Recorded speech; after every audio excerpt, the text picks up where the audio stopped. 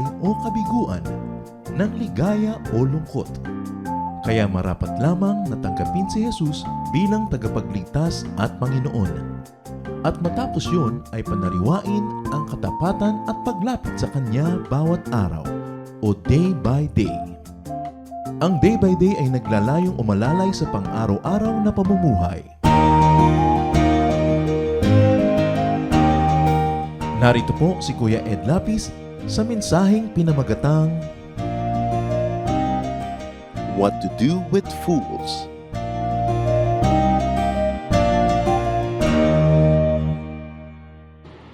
Matthew 7:16 to 17.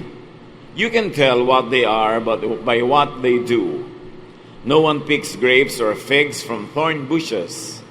A good tree produces good fruit, and a bad tree produces bad fruit. Napakainam na regaluhan natin ating sarili at ating kapwa ng isang napaka-importanteng pamasko, and it is to let the wisdom of God rule our lives. Ang pag-aaral natin ngayon, pinamagatang, What to do with fools.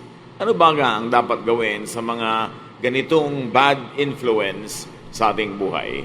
Lord, we thank you for life, we thank you for strength, and now we ask you to give us wisdom.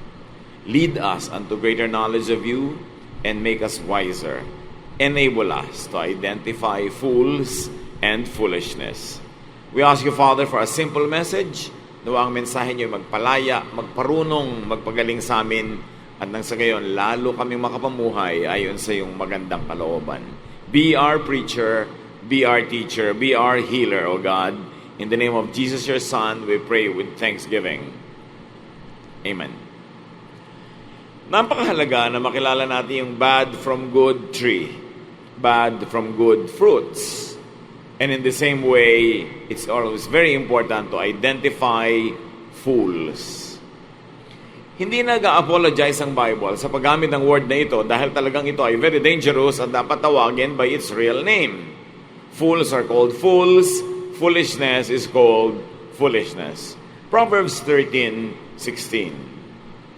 If you have good sense, you will act sensibly, but fools act like fools. Merong difference between two types of people, yung may good sense, sensible, o yung foolish. At pag foolish daw, laging magiging foolish ang ginagawa. It's almost as good as saying that foolishness is genetic in nature. Na meron talagang korte ng utak na foolish talaga. Pwede mong ma-repair up to a point, maayos up to a point, pero napakahalaga na makilala mo yon dahil pwede kang sirain, pwede kang wasakin ng isang foolish thinking o ng isang foolish thinker. By their fruits, trees could be known. By their actions, fools could be identified. So knowing if someone is generally a fool could take caution, you could take caution and protect yourself. Napakaraming pangarap ang nawasak, buhay na nasira, maraming reputasyon ang nagkaguho-guho, pera ang nalustay, nasayang dahil sa foolishness. So know your friends, but also know your enemies, and folly is an enemy. Yung foolishness in a person is your enemy, although do not treat the person himself as your enemy, but the foolishness that resides in the mind of a person. Proverbs 29:20. There is more hope for a fool than for someone who speaks without thinking. Remember, ang una natin ngayong misyon ay kilalanin ang mga fools or foolishness. And one of that, sinabi na sa atin, fools are quick to speak. Fools talk without thinking first. Hindi pa nag-iisip, magsasalita na, napakabilis mag-comment, hindi nanunuri, salita ng salita, nakakasira ng loob, nakakasugat ng damdamin, nakakagalit ng kapwa. That is foolishness. So recognize foolishness, recognize fools. Proverbs 13:18, all who refuse correction will be poor and disgraced. Pagka daw ang tao ay hindi tumatanggap ng pagtutuwid, siya ay magiging maralita, dukha, at mawawala ng dangal. And here we see a sign and a signal that somebody is foolish. Fools refuse correction. Fools refuse instruction. Ang nagiging bunga, there is no learning. And very importantly, fools refuse acknowledgement of other people's genius. Madaling malaman ang hindi tunay na marunong at nagrurunong-runungan. Ang tunay na hindi marunong, in fact, yung mga tinatawag na fools or hangal, ayaw nang itinutuwid sila, tumatanggi ng pagtutuwid. Ano nagiging bunga? Hindi sila natututo. Nagmumukha silang mahusay, magaling, pero ang totoo, hindi sila nag-improve because they don't get new learning.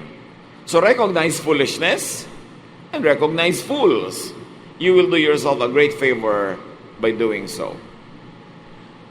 At dapat iniisip-isip na natin yung mga tao sa ating mundo, sa ating paligid, sa ating kapitbahayan, sa ating workplace, para makapag-ingat-ingat tayo kung sila pala ay foolish. Proverbs 13:19, it is a good feeling to get what you want, but only a stupid fool hates to turn from evil. Binigyan ulit tayo ng isang senyales kung sino ang foolish. Fools keep enjoying what they want, kahit masama sa kanila o sa iba. Basta nag-enjoy sila, gagawin nila, that's a sign of foolishness. And whoever continues enjoying what is destructive to him, to her, or to others is a fool. So recognize foolishness, recognize fools. Proverbs 13:24, if you love your children, you will correct them. If you don't love them, you won't correct them. So here you see another angle of foolishness. Fools don't correct their loved ones. Fools don't correct people under their authority or influence.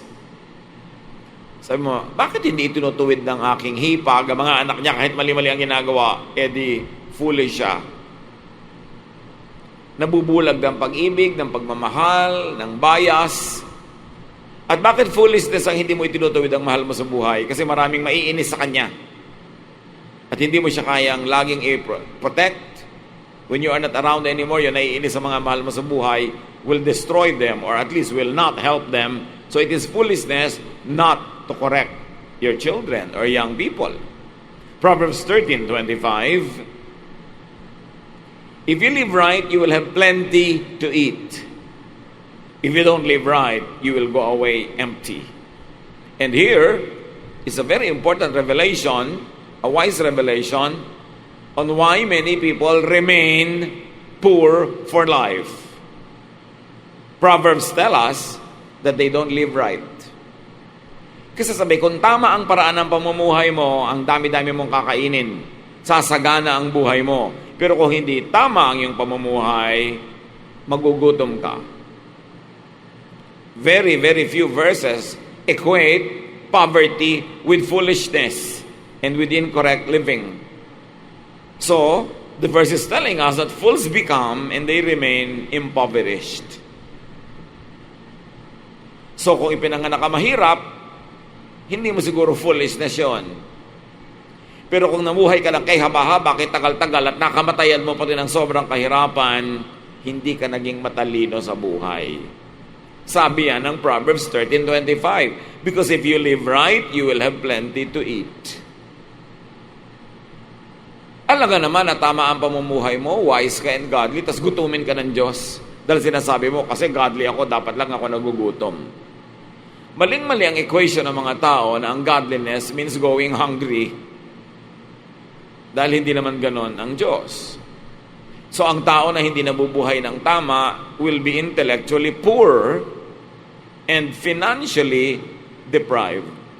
Merong mga angyayabang. In fact, I heard this between two people. It was a conversation na yung isa para ang yabang-yabang magsalita. At sabi ng isa, if you were so smart, why are you so poor?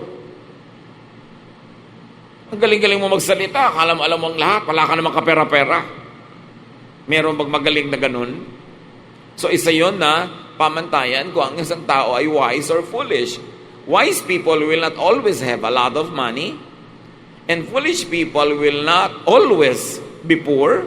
But generally speaking, if you are really wise, you will not be so poor. Or you will not always remain poor. Meron kang dapat patuloy na maling gawin para manatili kang dukha. At dapat magising ang tao sa ganong katotohanan. Proverbs 23:9, do not speak to fools, for they will scorn your prudent words. It may sound snobbish, but Proverbs wisely says it very clearly, huwag kang makipag-usap sa mga hangal. The Pinoy version of Galatians done by the Philippine Bible Society very nicely translated fools to bobo. Actually, mas dapat yung tanga, kaya lang ang sakit sa tenga. And the translation committee was deliberating on this. Ano ba gagamitin natin, bobo o tanga? Actually, mas tama yung tanga na translation ng Greek. But they opted to be less abrasive and said bobo. So, sabi, huwag ka makikipag-usap sa mga bobo. Pagtatawanan nila ang iyong matatalinong mga salita. Fools hate and make fun of wisdom. Fools hate and make fun of what they do not know or understand. Kaya kahit sa Noli Me Tangere, si Pilosopo Tasio, tinagsasalita, pinagtatawanan ng mga hangal. Subukan mong maging matalino, makipag-usap sa mga tao na walang katalinuhan, pagtalikod mo, pagtatawanan ka. In fact, yung iba, kaharap ka pa, nagtatawanan na eh. Isang sign yon ng kamangmangan. Yung pinagtatawanan mo, ang matalino o ang katalinuhan, dahil lang hindi mo maintindihan. At sayang ang oras mo sa pakikipag-usap sa mga ganitong tao, hindi sila maniniwala pagtatawanan ka lang nila. So anong dapat gawin? Remember that the task we have set before us was to first recognize foolishness. Hindi natin inubos at hindi natin mauubos sa isang okasyon ang lahat ng description ng Bible sa foolishness. Pero ngayon, sapat na. We have a few ideas of how to identify fools and foolishness. Now, what do? Avoid fools. Nakita niyo yung mga nakikipagtalo sa mga foolish drivers, sa mga foolish citizens, nababaril sila. Proverbs 14:7, stay away from fools or you won't learn a thing. Sayang ang oras mo na ginugugol sa mga taong wala ka namang matututunan sa kanila. Wala kang mapapala. Ang iyong utak ay walang mayaman na makukuha sa kanila. And if you don't learn from a companion, you waste your time. Si Solomon, nung siya'y nabubuhay pa, nagpapaimbita ng matatalinong mga tao para marinig niya ang katalinuhan. At ang mahuhusay na mga hari sa buong mundo noon, nagpapadala ng ambassador kay Solomon para lang makinig sa katalinuhan ni Solomon, para pag-uwi nila ay maibahagi nila sa kanilang haring nagsugo sa kanila yung katalinuhan. Hinahanap ang katalinuhan. Kung kailangan mo magbayad ka para ka tumalino. Pero huwag kang magsasayang ng oras, na maraming oras, sa pakikipag-usap sa mga walang katalinuhan. The Bible said that. It might sound snobbish, but it is wise. Proverbs 23:9, do not speak to fools, for they will scorn your prudent words. At ang isang version, contemporary English version, don't talk to fools, they will just make fun. Fools make sport of the wise. Ginagawa nilang libangan ng pagtawanan ng mga marurunong. Nadidinig mo yan sa mga lasingan, sa mga kanto-kanto. Nadidinig mo yan sa mga usapan ng mga chismosa kahit sa elevator. Pinagtatawanan nila yung boss nila, pinagtatawanan nila yung mga estudyante, pinagtatawanan yung professor. Yung paboritong pagtawanan ng mga bobo ang matatalino. Although hindi naman paboritong pagtawanan ng matatalino ang mga bobo. Ang mga matalino naman, nagreklamo tungkol sa mga bobo. At huwag nyo na akong piliting humanap ng ibang word for it. Yun talaga ang word eh. Call a spade a spade. If you are wise, you would only be derided, made fun of, and compromised when you talk with fools. Talk here means to argue, to reason with. Siyempre, hindi man pwede hindi ka usapin. Thank you, you're welcome, come in. Pwede mag-usap ng ganon. Pero yung alam mo, foolish siya, in-identify na nga natin yung mga foolish, ayaw niyang tumanggap ng correction, ayaw niyang makinig, pinagtatawanan niya ibang reason. Huwag kang magsayang ng oras sa pakikipag-usap. When you go down to the level of the fool, you will demean yourself. Pabababain mo lang ang iyong pagkatao.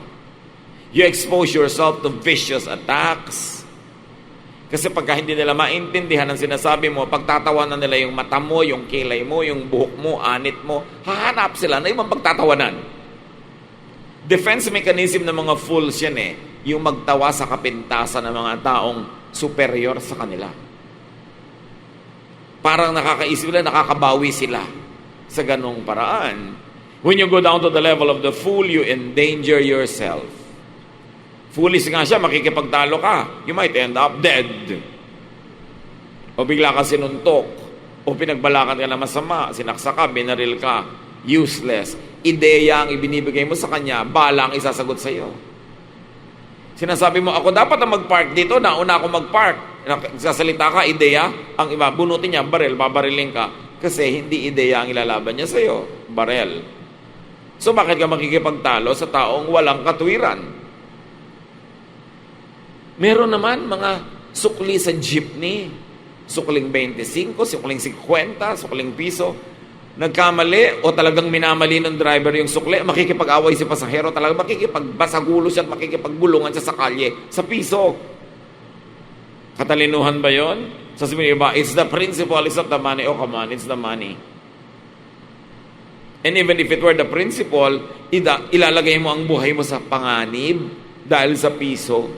Piso lang ba ang halaga mo? The value of a person is determined by the size of the thing that makes him angry. And the size of the thing that he can let go and forgive. When you go down to the level of the fool, you will exhaust yourself. At mga kapatid, pati itong foolishness na ito, marami sa religious discourse. Marami nag-aaway, nagbabangayan, nagmumurahan dahil sa relihiyon. Dahil sa pakikipagtalo, pare-pareho namang walang malalim na pag-aaral sa Biblia, walang malalim na pag-aaral sa history, anthropology, archaeology. Nagbabasa lang at kung ano lang yung basa nila, yun lang nababasa. Hindi naman sila nakakaunawa ng original Greek or Aramaic or Hebrew. Yun lang English translation o Tagalog translation ang binabasa nila. Kung makapagyabang, akala mo na iintindihan nila yung binabasa nila. Huwag kayong makikipagtalo lalo sa religious issues. Political issues din. Yan namang hindi pinagtatalo ng relihiyon, politika, kasi may korte ng tao na talagang gano'n ang gustong relihiyon. May korte ng tao na gano'n ang gustong politician. Iba ang korte ng utak mo, iba yung politician mo, magbabangayang kayong dalawa. Mag-uubusan kayo, samantala yung mga politician na pinag-aawayan nyo, baka magkumpare pa. Sayang ang pagod.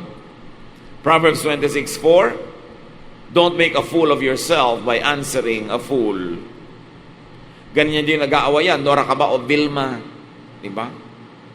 Ano ka ba? Aldab ka ba o Pastillas girl? Mga kabobohan yan. Yung pag-awayan. Hindi naman kabobohang manood, mag-enjoy. Pero nakikipag-away ka dahil gusto niya si Pastillas girl. Bakit hindi ka naman maglangka girl? Kung ano man ang gusto mo. Ikaw si Leche Plan girl. Bahala kayo sa buhay nyo. But don't quarrel. Don't make a fool for yourself by answering a fool. Do not answer, do not argue with, and do not engage fools. Pag may nagtanong sa iyo, Nora ka o Vilma, mga kabobohan yan, mag-aaway lang tayo. Useless. Mag-Nora ka all you want, mag-Vilma ako all I want. Tsaka ganun ba talaga ang mundo, Nora or Vilma only? It is an oversimplification of reality. Black or white lang talaga. Isa na lang ba talaga ang dalawang artista sa mundong ibabaw? That's an oversimplification. Pag pumatol ka, pag sumagot ka, na-trap ka na. Sumagot ka na kasi. So, wag patulan. Duterte ka ba o Rojas? Mag-aaway na kayo mamaya niyan. Diba? Miriam ka ba o ano? Kasi all of these words are oversimplifications. When a person has an image and you like the person, yung magaganda lang sa kanya ang titingnan mo at yung hindi maganda, magbubulag-bulagan ka na. Choices are oversimplifications. Kaya dapat hindi pag-awayan yan. That's the only way to really treat fools. And people you think to be fools, huwag patulan. Pag pinatulan mo, foolish ka na rin. You already deserve to be disturbed. Proverbs 13, 16 to 17, if you have good sense, you will act sensibly, but fools act like fools. Whoever delivers your message can make things better or worse for you. Kung sino man daw ang pinagkatiwalaan mo magsalita para sa iyo, maging kinatawan mo, kausapin mo naman si boss, kausapin mo naman ang nanay ko, kausapin mo naman ang kaibigan natin, sabihin mo naman, itong mensahe ko, pwede kang mapahamak pag yung pinagtiwalaan mo is a fool. Don't ever have a fool speak for you. Kaya kung minsan may mga politikong lalo silang nagmumukhang katawa-tawa sa mga press releases, sa mga advertisements nila, because they make fools speak for them. They are ill-advised. What do you know about politicians is only what you see or hear in the media, unless you are such an insider that you really know personally what's going on. So what you see is a perception. What we see are images, and you are not sure if what you see is really true. So when you make foolish people speak for you, you will be misrepresented and you will lose. Katulad din nung kung ang abogado mo hindi magaling, talo ka sa kaso kahit dapat panalo ka. Marami tayong pinagtitiwalaan kung minsan magkagalit kayo ng kumare mo, tapos sasabihin mo sa kumare number 2, kausapin mo naman siya, sabihin mo naman ganito, ganon, ganon. Tapos ang pagsasalita ni kumare number 2, lalong nagalit si kumare number 1 kasi hindi siya maganda mag-represent. Kaya mga kapatid, kung meron bang nagsasalita sa atin on behalf of other people, tapos nagagalit tayo, naiinis tayo, no, huwag kayong magalit at mainis agad. Baka nami-misrepresent lang niya yung taong dapat sana nire-represent niya. Huwag kayong magagalit sa isang taong di nyo kaharap. Huwag kayong magagalit sa sinabi niya na hindi nyo nadinig na sinabi ng kanyang bibig at nadinig ng sarili nyong tenga. Kasi bihirang balita ay magtapat, magkatotoo may marami ang dagdag, sabi ni Balagtas. Pagka sinasabi ng isang tao, hoy, sabi ni ganito ka raw. Isipin niyo agad, yung kaya talaga ang sabi, o nagkamali siya ng dinig, o nagkakamali siya ng pagsasabi sa akin, o pinag-aaway niya talaga kami. Foolish people listen to bali-balita and sabi-sabi. Dapat, huwag ka munang magalit hanggang hindi mo narinig sinabi niya sa iyo mismo. Kasi pwedeng napakaraming mabaluktot at magkapaling-paling pag dumadaan sa iba. And it is useless to try to convert fools to become wise. Napansin nyo ba? And probably it takes many decades of life of observation na mapansin nyo na ang mga tao talaga merong defining shape ang brain. Meron talagang paraan silang mag-isip. Kaya may tao, kung marami kang kapatid, alam mo agad si kapatid number 1, ganito mag-isip yan. Pag inimbita mo yan sa handaan, hindi yung pupunta, iniisip niya, baka mo siya paggastos Si kapatid number 2, pag inimbita mo, gusto-gusto niyan kasi iniisip niya, mahal mo siya. Si number 3, ayaw niyan kasi iniisip niya, pagtatrabahuin mo siya. Iba-iba ang reaksyon ng mga tao sa the same stimulus kasi iba-iba ang shape ng brain. And really, hindi halos nababago ang takbo ng utak ng tao kahit mo pa siya pabali-balentongin. Kaya yung masungit na hindi born again, pag na-born again, masungit na born again. Yung chismosak hindi born again, pag na-born again, chismosang born again. Chismosa pa rin. Mga kapatid, lalo yung mga wala pang asawa at gusto mag-asawa, tiyakin nyo na ang papakasalan nyo o magiging partner nyo sa buhay na magko-commit kayo sa kanya, gusto nyo ang korte ng utak. Kasi a person is defined by how she or he thinks. And usually, liban nila paghimalaan siya o tamaan ng kidlat, hindi yun naiiba. Kaya ang sabi, can a leopard change its spots? Can an Ethiopian change his skin? Can a person change his mentality? Isipin nyo ngayon, kung may taong lagi kayong naiinis, usually, same thing lang ang kinakainis nyo sa kanya, kung ano man yun. Yung reaction niya sa isang bagay, o paraan niya ng pag-iisip. At alam nyo kung ba't kayo naiinis? Kasi gano'n naman ang korte ng utak nyo, naiinis kayo sa ganong korte ng utak. Kaya importante, compatible. Kung nagmamahalan kayo ngayon, pero hindi compatible ang utak nyo, magsolean na kayo ng kung ano man yung dapat yung isole. Hindi siya mababago ng iyong pag-ibig. Walang ganon. Kaya kung hindi mo siya tatanggapin ngayon ng 95%, wala naman kasi 100%, huwag ka nalang mag-try, maghihiwalay din kayo. Promise! Sa dinami-rami ako na ikinasal at kinounsel, pag sa simula pa lang, magkaiba yung korte ng utak nyo, huwag na lang. Mapapagod lang kayo. Meron naman paminsan-minsan, 1 in a million, nakakapag-adjust at nag-grow together, but that's 1 in a million. At may nauna na doon sa 1 million, kaya wala ka na. Yung mga kapatid nyo na naiinis kayo, di ba kung minsan may kapatid ka naiinis ka, may kapatid na gusto mo, kung marami kayong kakapatid, is really the utak and the way the person thinks. Kung may office mate ka na gusto mo, may ayaw ka, is really the way they think. Pag bumuka bibig nila, may sasabihin silang nakakatuwa o nakakainis. And it's a rule already kung nag-o-observe ka.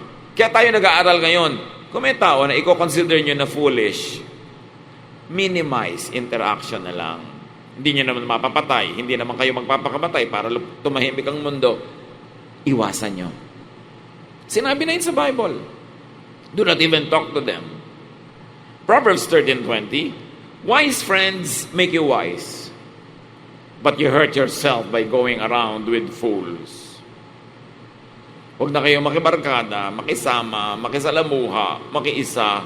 Pag sa identification ang ginawa nyo na proseso, nasabi nyo sa sarili nyo, foolish siya. Sarili nyo lang, huwag nyo nagpamalitang, alam mo, sinuri-suri ko yung ating office mate. Ang tingin ko sa kanya, foolish. Sarili ninyo na lang. Sinusuri nyo lang para malaman nyo kung paano kayo makikipagmabutihan o paano kayo iiwas. So give yourself a very special gift this Christmas or even at other times. Know and avoid fools. Know and avoid foolishness in you, in ourselves. Hindi lang natin dapat suriin, kilalanin ang kamangmangan, kahangalan sa iba, kundi pati sa sarili nating utak. Hindi lang iba dapat ang sinuri natin, pati ang ating sarili. Kasi baka naman mamaya, tayo pala yung foolish. But the Bible says that a foolish man is wise in his own eyes. Wala namang foolish na nagsabing, I'm foolish. Because when you say that, you are not foolish anymore. It means you are wise enough to know that you were foolish. Therefore, past tense na yon. Ang mga delikado na pwedeng foolish pa rin ay yung nagsasabing, I'm not foolish, I'm wise. Yun ang pwedeng totoong wise o nabubulagan lang sa sarili niya. Pero pag sinabing, I was wrong, napakagandang madinig yon kasi ibig sabihin, hindi na siya wrong ngayon. Dali, na-realize na niya na wrong siya.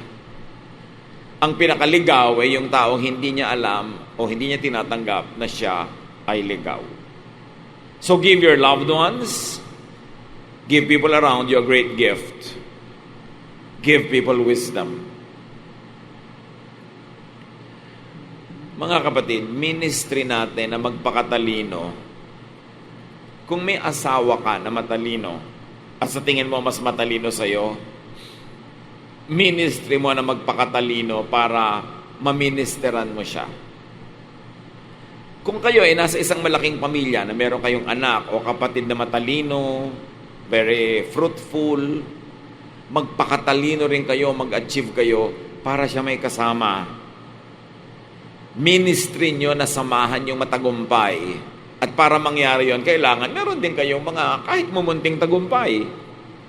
Ministry nyo na samahan yung matalino at para mangyari yon, kailangan may katalinuhan din kayo kasi hindi kayo pwedeng makipag-fellowship with matalino pag di kayo matalino. Kayo yung sinasabi ng Biblia, iwasan nila. Kawawa sa mga pamilya natin yung matalino yung magaling, yung successful, tas siya lang nag-isa. Isang tambak na mangmang na yung mga kamag-anak niya. Wala na siyang makausap. At pag sobra siya lang ang mabunga, siya lang ang kumikita, ting may pamilya, may lakad ng pamilya, siya lang lahat ang gagastos. Wala siyang katuwang kasi siya lang yung mabunga. Kaya dapat meron tayong ministry sa mga mabunga. Maging mabunga ka rin para meron naman siyang kasangga, katuwang.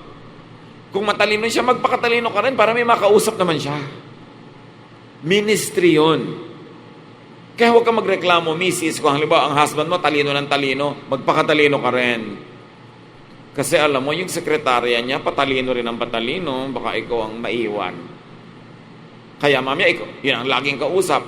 Alam niyo ba, napakadalas, mga successful and fruitful men, nagkakaroon ng affair, if not with their secretary, with their accountant. Kasi yun ang nakakausap niya, nagkakaintindihan sila eh. Pagkausap niya yung misis niya, uy, alam mo nga, ating mga return of investment ngayon, sabi, ay, nakaka-nosebleed naman yung pinag-uusapan mo. Nosebleed dose. Alam niyo yung mga takot mag-nosebleed, babalingoy-ngoying kayo talaga, at may iiwan kayo ng mundo. You must always cope. Level up. Laging magpakatalino. Huwag kayong makontento sa konting alam. Ang laki-laki ng utak na ibinigay sa atin ng Diyos, dapat niyang palakihin. Because the more knowledgeable you become and the wiser you become, you will have more tools to understand God. And you will have more tools to understand others. Hindi kayabangan yan. Ang disenteng tao at maka Diyos na tao, pinapalaki ang utak. Dapat pag may nakita kang word na hindi mo naintindihan, look it up. Pag-aralan mo sa dictionary. At alisin mo sa lengguwahe mo yung nakaka-nosebleed. No? Expression niya ng mga bubing. Sabihin mo nga sa katabi mo yon. Diba? Isa mo, nosebleed. Tamad mo naman, ayaw mo mag-aral, ayaw mo mag-nosebleed. Diba? Kailangan aral ka ng aral. Meron kang hindi nadinig na hindi mo naintindihan, itanong mo ano yon or i-research it.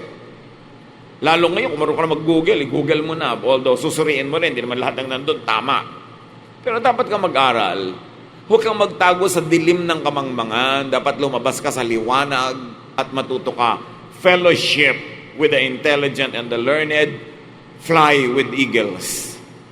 Ministry mo yon, lalo kung meron kang anak, magulang, kapatid, kaibigan, na very fruitful, maawa ka sa kanya kung wala man lang siyang maka-fellowship. Kailangan makaramay kanya. Maging sa tagumpay. Hindi lang natin dinadamayan ng tao sa pighati at kabiguan, maging sa tagumpay. Baka sa pamilya nyo, meron napakamatagumpay na member, tapos wala man lang siyang karamay. Make it a ministry. But very importantly, you want to have peace on earth, you want to have a happy Christmas, first, identify foolishness, stay away from it, and if the foolishness is in you, correct it so you become a better person, because we should change from glory to glory. And God is God of intelligence, God of wisdom, not God of foolishness. Huwag nating libakin ang karunungan at huwag tayong ma-offend sa marurunong. Dapat tayong matuto sa kanila. Ama namin, salamat dahil kayo marunong. At bagamat napakaliit naman ang pwedeng maging runong namin compared to you, turuan mo kami, Lord, to be good stewards of the brain that you have entrusted to us, that we will grow and become more and more like you and your Son, Jesus. Teach us to appreciate wisdom.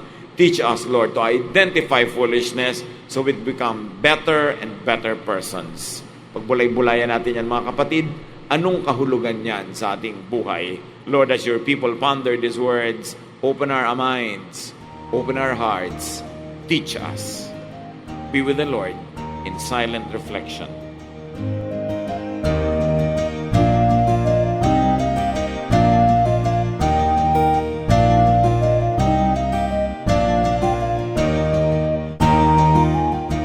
Ang katatapos pong mensahe ni Kuya Ed Lapis ay pinamagatang What to do with fools.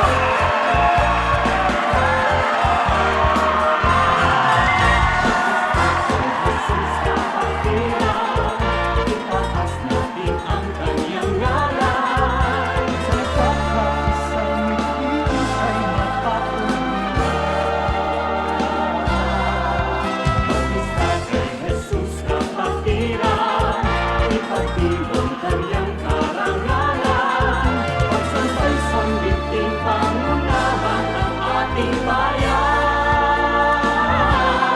Ating bayan.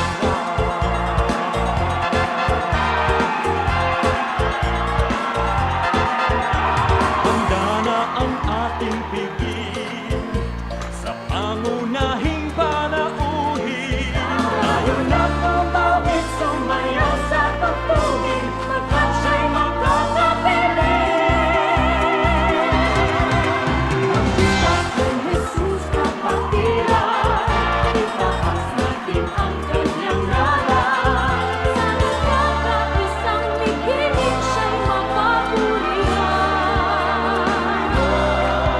Magbistak kay Jesus kapatiran, ipagdiwang kanyang karangalan, pagsasay sambiting pangunahan ang ating bayan. Ating bayan.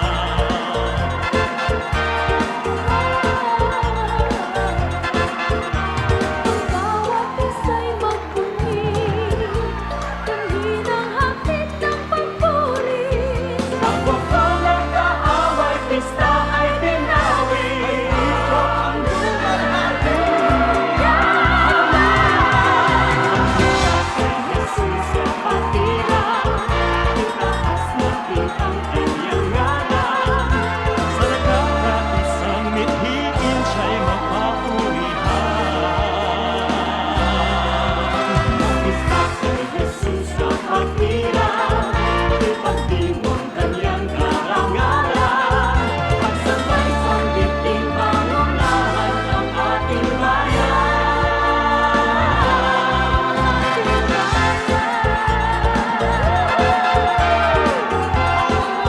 Halina tayong magpista!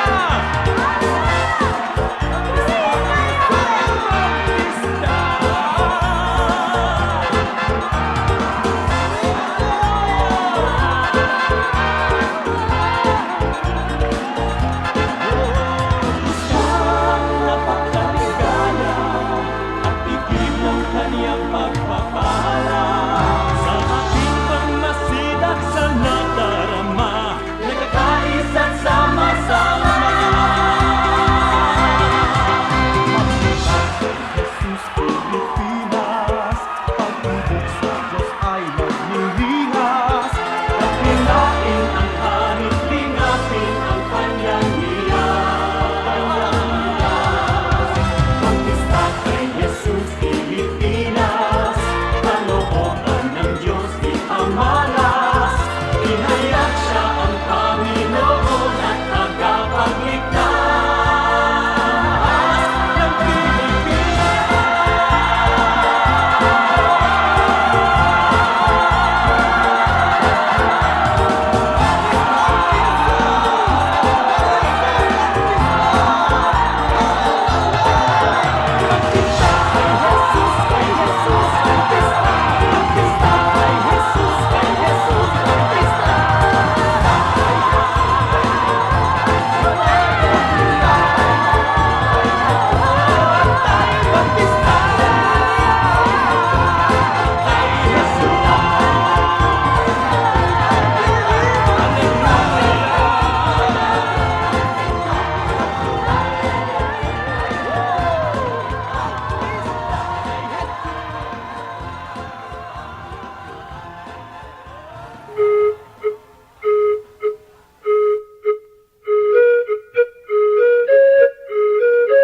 Dumako po tayo sa mga hiyas ng bayan, mga bagay po na maaari nating kilalanin, pag-aralan, ipagmalaki bilang mga Pilipino, hindi naman para magyabang, kundi para magkaroon po tayo ng mahalagang pagtingin sa ating mga ninuno, sa ating nakaraan at sa ating sarili. Sabi nga po, ang hindi lumingon sa pinanggalingan ay hindi nakararating sa paroroonan. Kaya mahalaga rin naman na atin pong pagbulay-bulayan, pag-aralan, yung mga karunungan ng ating bayan. At ngayon po ang ating hiyas na itatampok ay isang kasabihan. Bakit po hiyas ang kasabihan?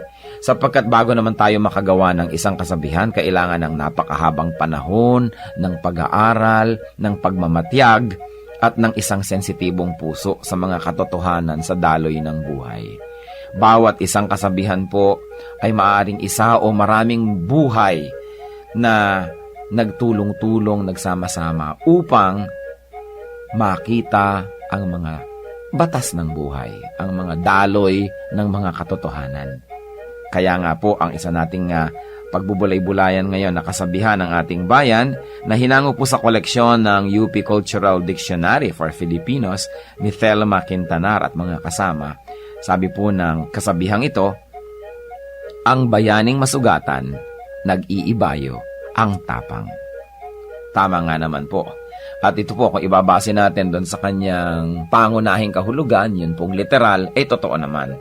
Sa mga larangan ng digmaan, yung mga bayani, habang nasusugatan, habang tinatamaan at nagdurugo o kaya po ay lumilipad ang mga punglo sa paligid, ay lalong tumatapang.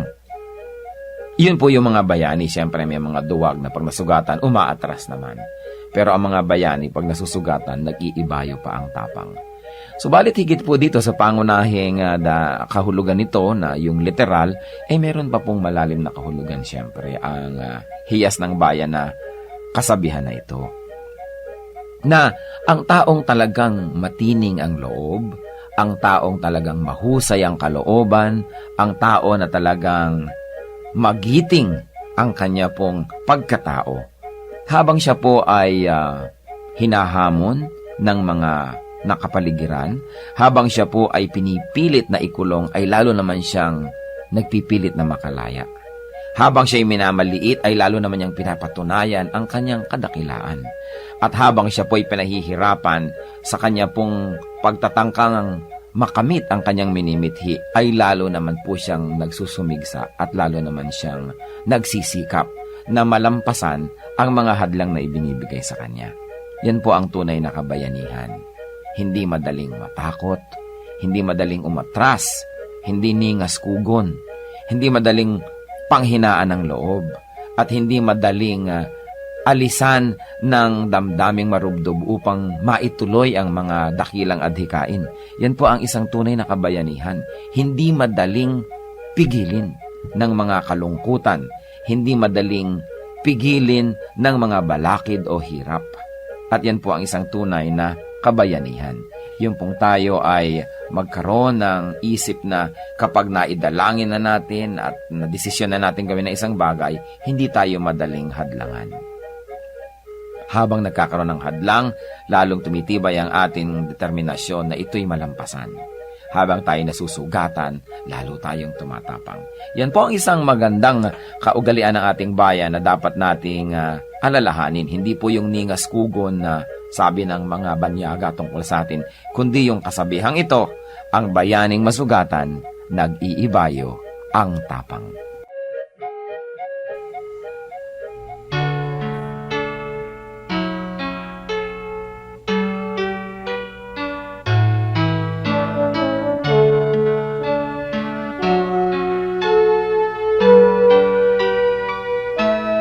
Kahit lagi ang pasakit dito sa buhay ko, kahit lagi ang pagluha dito sa buhay ko, sakali man itong aking pamatok, ubod ng bigat, sa tulong mo, Jesus, nakakaya ang lahat. Kung sakaling ang ligaya'y di pa natagpuan, kung sakaling ang ginhawa'y di pa nakakamtan, sa piling mo, Jesus, ako ay lagi nang nakatanaw sa langit mong laan, di na mamamanglaw. Pagtitiis ang kailangan kong mabatid, kaya't ikaw, Panginoon, ang aking tutularan. Pagtitiis ang kailangan kong mabatid, ang buhay ko ay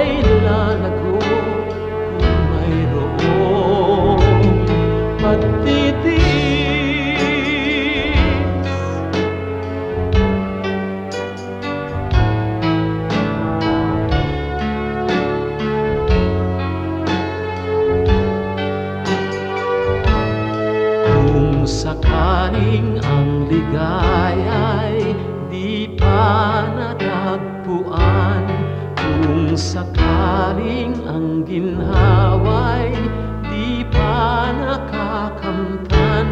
Sa piling mo, Jesus, ako ay lagi nang nakatanaw. Sa langit mong laan, di na mamamanglaw. Pagtitiis ang kailangan kong mabatid.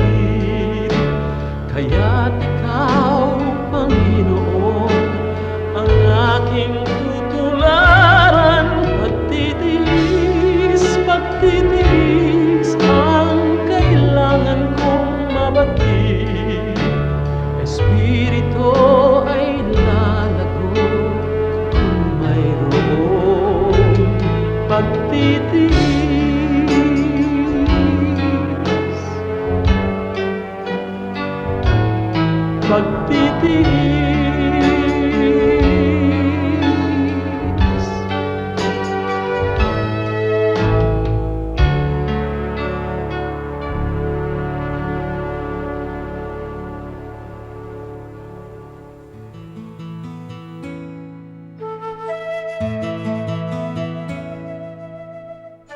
Bakit mahilig ang Pilipino sa basketball?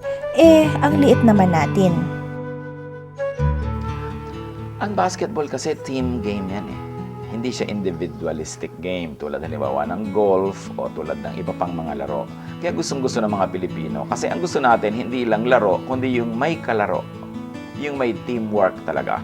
Kaya yung pagbabasketball is actually a social interaction. At hindi lang yun, napakadali kasi mag-basketball eh. Meron ka lang kaprasong goal, may kapraso kang board, pwede ka nang maglaro. Nagiging popular ko.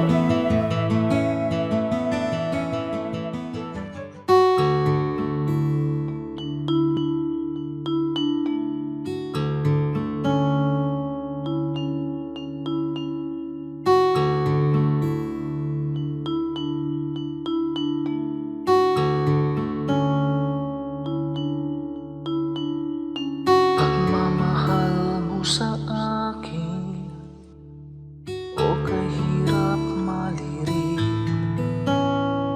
Dating sarado ang isip kay kitig.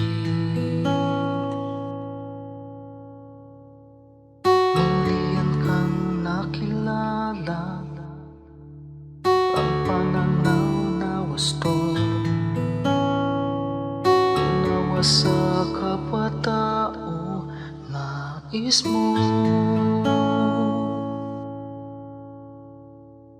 O Jesus, ang iyong pag-ibig ay hindi nagtatangi. Puso ko ay nagpupuri, tingin pagluwalhati. Sa paglakbay sa aking buhay, di na nga maliligaw. Puso ko man maging isip, tigib lagi ng pag-ibig.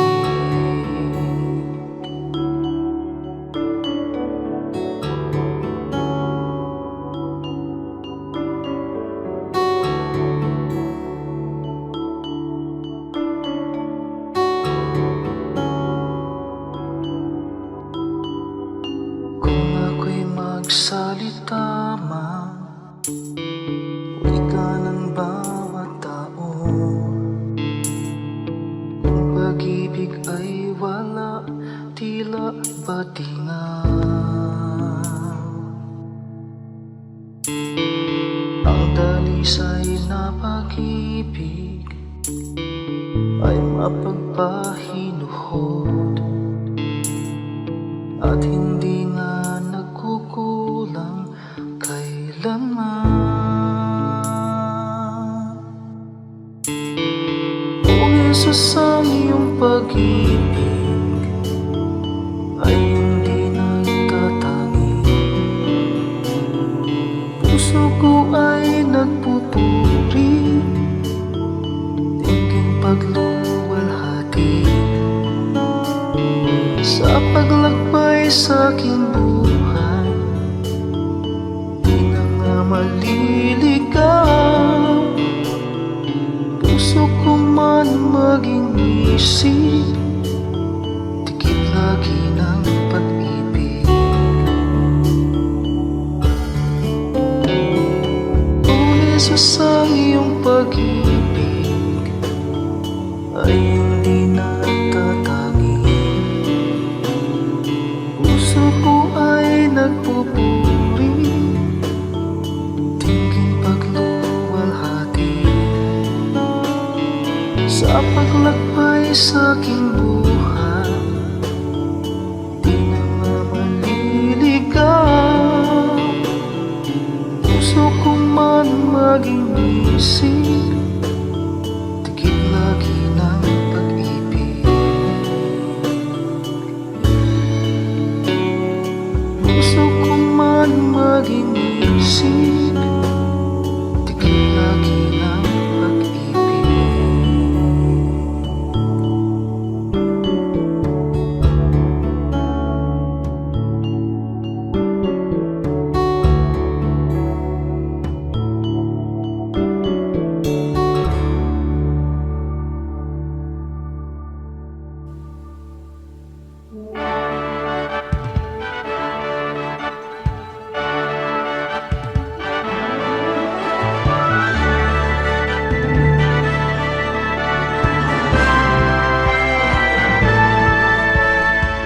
Ang iyong hirang dala, ang iyong ganan, taglay ang ligaya ng kaligtasan.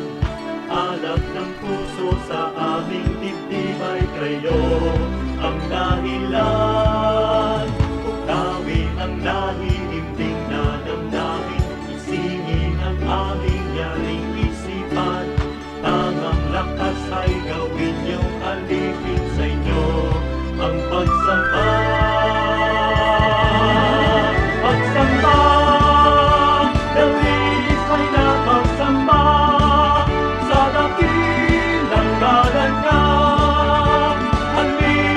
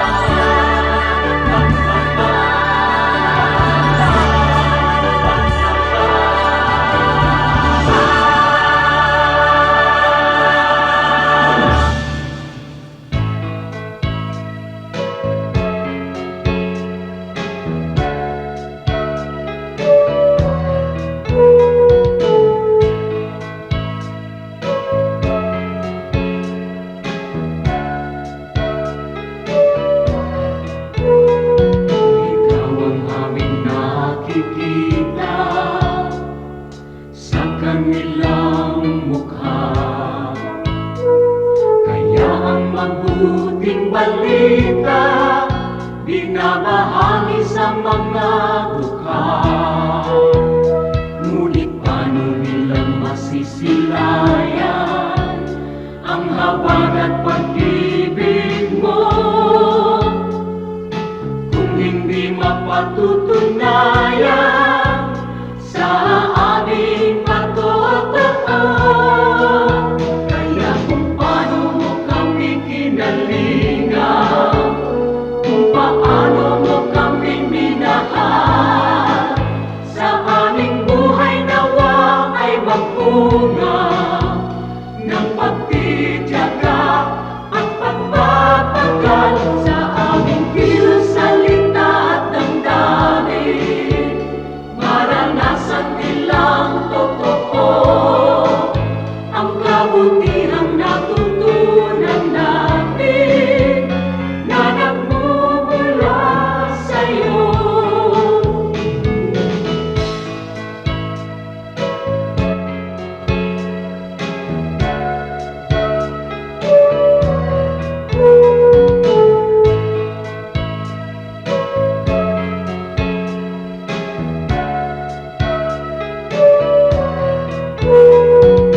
Kung ang tao at ang lipunan ay laging makasarili,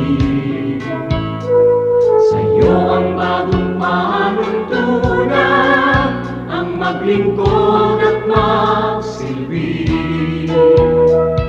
Ang aming pananampalataya patuloy mong palaguin, at sa iyong dakilang biyaya di ka namin bibiguin. Kaya kung paano mo kami kinalingan, kung paano mo kami minahal, sa aming buhay nawa ay magbunga ng pagtitiyaga at pagpapagal sa aming kilos, salita at damdamin. Maranasan nilang totoo ang kabutihang natutunan namin na nagmumula sa'yo. Ang kabutihang natutunan namin na nagmumula sa'yo.